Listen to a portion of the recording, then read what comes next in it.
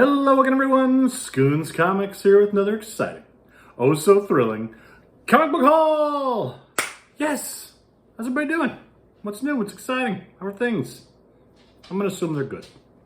So I went to the local tiny comic book show this weekend. And when I say tiny, it was bad. There was 6 dealers there, and they all, I don't think there were any wall books, no keys, man. Everyone just had their cheap bins of comics, because that's primarily what this crowd's there for. So it's $1 boxes, $2 boxes, and that can be real hit or miss. But I went and I found some goodies. The very first box I went into, one of the first handful of books I found was Superboy #1 DC Universe logo variants. I was already happy with the con. I've gone to these shows before and found none of these, or if I have, it's ones that I already have. I don't have this one. I was thrilled. Already worth the trip. Also in the first box, so I'm a big fan of the Chuck Dixon written Tim Drake Robin. I don't know what's going on with Robin now, but God bless. Whatever makes you happy, Tim. And I thought I had all of his books that he had written, but then I found this 80-page giant of Robin. Who knew, right? I had no idea. I think this came out in like 2000? I don't know. But it was a book I did not have, written by Chuck Dixon. Good score. Then I'll always pick this one up if I find it for $1 or less. Green Lantern Sinestro Corps Special #1. Start of the Sinestro Corps War. This is also where Kyle Rayner gets possessed by the Parallax entity. I don't know, just a cool book. I always think this is one I like. I'm kind of super on the cheap specking on, so if I ever find this, I pick it up. This one I picked up just for pure fun. I like the cover, I like the writer. Superman 147. Featuring Superman as a Green Lantern, written by Ron Mars, who wrote the big Green Lantern run that I enjoyed in the 90s. Cool book to find. I had no idea. Then I found the first 2 issues of this in really nice shape. These $1 boxes too. You never, like, a lot of these are not bagged and boarded, but they had these 2 in there. Firestarter, first issue of the miniseries in the 80s, and issue #2. But they never have like a full run. Like if it's a 4-issue miniseries, you're never gonna find the whole thing. It's gonna drive you crazy. Here's another book I already have, but I always spec on this one too, if I find it for $1. Sabretooth miniseries #1. I think it's from like 1994. One of these die-cut 90s covers. Picked it up. Man, this is another nice book that was in the $1 bins. I didn't pay anything from over $1 for anything that I'm showing you here. Superman #1 from 1987, John Byrne. Not the most important book in the world, but John Byrne's Superman for $1, I'll pick that up every time. Oh, this next one screams 90s, guys. Secret Defenders #1, 1993. Look at how shiny that red cover is, so shiny. Wolverine, Darkhawk, and was that Nomad? Doctor Strange? Oh man, that's 90s goodness right there. There's another miniseries that I can't ever finish. I found issue 4. I have issues 1 and 2, I think. 1 and 3? I don't remember now. I need to look. Here's Iceman #4, featuring Oblivion. Nice cover. I am continuing to try to put together the Nightfall set from Batman, all the variants, all the versions of the comics. And I was very lucky and I found a few things at the show for $1. Detective Comics 660, this is the newsstand edition. I think I have all the versions of this now, because this was one of them that had multiple printings. I've shown this book before, but not the newsstand. Again, the cool newsstand ones in the 90s have the actual date. That's pretty cool. Great Sam Keith cover. And I had another newsstand edition of Batman 659. Again, newsstand. And here's two I was happy to find because I don't see these often ever. The Showcase 93 tie-in issues. Here's number 7, newsstand edition. And number 8, newsstand edition. I need the second print of this one. I didn't know there was one, but I found one recently and it's got just a big Roman numeral 2 there at the top, so I need that. This one just looked fun, so I picked it up. Shadow of the Batman, number 1. Featuring a couple reprints, I do believe. Great cover. Can't go wrong with Batman for $1. I picked this up completely because of the copy. Thor Corps number 3, featuring Spider-Man 2099, Guardians of the Galaxy, Kid Colt, and the Rawhide Kid. Just having fun there at Marvel? I don't know, but I have to read this. Looked pretty interesting. Oh man, this was great. So I saw this book come out, I think maybe 2 years ago, for like $10 cover price, new book. And I wanted it, but I was not going to pay. I'm not paying $10 for a new comic book. That's not going to happen. Sure enough, found it in a dollar bin 2 years later. The Cursed Comics Cavalcade from DC, 80-page giant, big Halloween special. Yes. Perfect shape. Looks brand spanking new. $10 cover price. Got it for $1. And I keep picking these up. This one's like an anniversary issue, I believe, but I'm trying to put together the Marvel 25th Anniversary Border set, and I found Fantastic Four $2.96 in the dollar bin. So that's exciting. This next one, it's in really rough shape, but I've never seen one ever out in the wild, and to find one for $1, I was really excited. It's one of these goofy 90s books that I only became aware of a couple of years ago. Brute Force number 1. A bunch of animals protecting the planet. I don't know. It's wacky. It just makes me smile. I need to clean this thing up. I'll be trying to do what I can to fix this thing up, but the very definition of a reader copy, because that's great.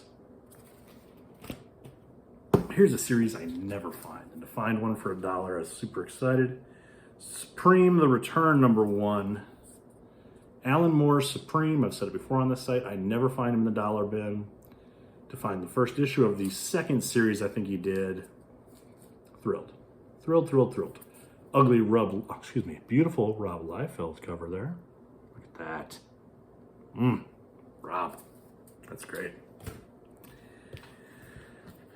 Here, I remember this book being popular in Wizard magazine as like a book to watch on the rise, because this character, Dragon Claws, the UK comic, Dragon Claws number 5, first appearance of Death's Head.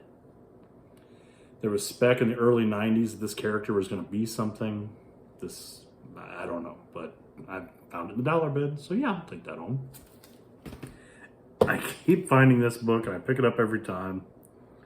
Specking on this book, Superman Man of Steel 22, newsstand edition. First appearance of Steel, John Henry Irons. Newsstand's a little bit harder to find, especially with the poster inside. This one has the poster. Picked it up for $1. I think I've got probably like 7 or 8 copies of this now, so if it hits, great. If not, I got a lot of copies. Couple of X-Men issues in there that I was happy to get for $1. Uncanny X-Men 238, nothing special, but a really nice cover. I always like to get these X-Men pre-issue 300 if I can for $1 or so that was cool. And I'm pretty sure I have this one, but just to find it again, and I love this cover, Barry Windsor Smith. Uncanny X-Men 198. Great Storm cover. Here's another book I pick up all the time. Deathmate Black. The first appearance of Gen 13. The only issues of that weird Deathmate crossover from the 90s that I actually kind of enjoyed, I remember as a kid. So I'm sure I have like 4 or 5 copies of this, but for $1 I picked it up. And these actually all weren't $1 because once you bought like a certain amount, they've discounted them all down. I think I want to say I got like 50 for $20 or something like that. They really break it down for you. Is that what I spent? I don't know. I didn't spend much. I didn't spend $1 a book, that's for sure. I keep picking up, I'm trying to get all the tie-ins for Blackest Night. That was really the last mainstream comic series that I regularly followed. That was way back in like 2008, 2009. But there's a ton of tie-ins, and this is Blackest Night, Weird Western Tales, number 71. I had no idea this was a thing, so to find that in the cheap bins, cool. I'll always pick up What If issues if I don't have them. Fantastic What If, number 18. What if the Fantastic Four battled Doctor Doom before they got their powers? I assume nothing good's going to happen because they don't have any powers.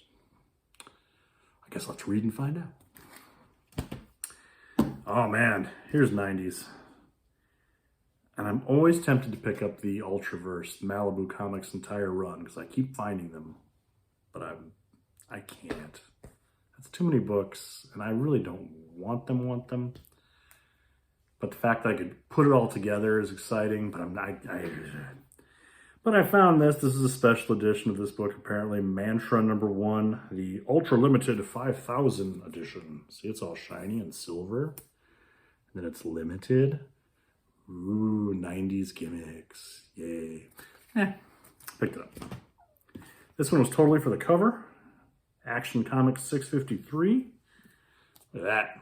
Clark Kent is laid out on a tombstone. What has happened? Looks like there's some kryptonite involved. Ah, I love it. I love when the cover tells a story. The cover does exactly what it's supposed to do. Hooks you, makes you want to buy the comic. Perfect. I was shocked to find this one in the dollar bin. Blue Beetle number 1, 1986. You know, Blue Beetle. Cool book.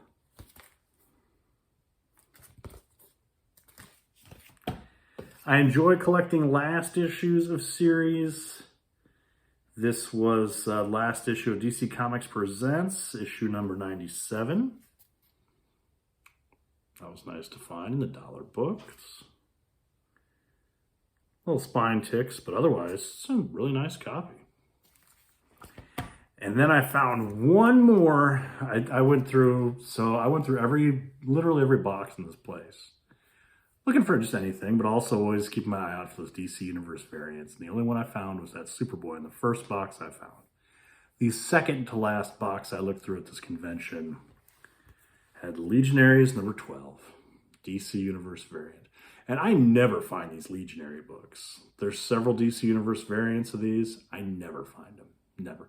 A lot of times dealers don't take these Legionary books or Legion of Superhero books to the conventions because I assume they just don't sell. But found this in the dollar bins. Happy to grab it. It's in really nice shape. 2 more DCU books to add to my collection.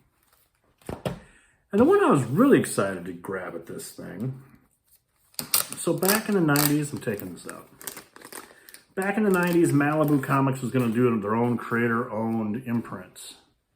And they had a bunch of creators lined up, and they published some books. But one of them that I was really interested in was Dan Jurgens. He of Superman fame, Killer of Superman, artist, writer, was going to do a book called Deuce. And I remember seeing some preview art in like Wizard or something, Hero Illustrated something. And it never came out. It was supposed to be a 4-issue miniseries, never came out. So I found this ash can that's supposed to be for like, I don't even know what this is. The Great Eastern Ash Can Edition. I don't know. But I saw this and I recognized this is the creator-owned imprint. And I thought, I wonder if there's any Dan Jurgens art in this for Deuce. And sure enough, bam, Deuce. Just screams Dan Jurgens 90s art to me. Character's got the big flowing cape, got the crazy hair. It's all 90s, man. And I was pumped. I have not seen anything actually published of Deuce. So I was really excited to grab this. Yeah, a book that no one's looking for, I assure you. But I was really excited to find it. So it was a good Comic-Con. It was a small Comic-Con. And it got a bunch of run fillers, basically. But I was happy to go. Happy to get some books. Always be hunting. Can't ever stop hunting. There's always stuff out there. And that's what I got. That's what I got this time, guys. Everybody take care, be safe, and I'll see you next time.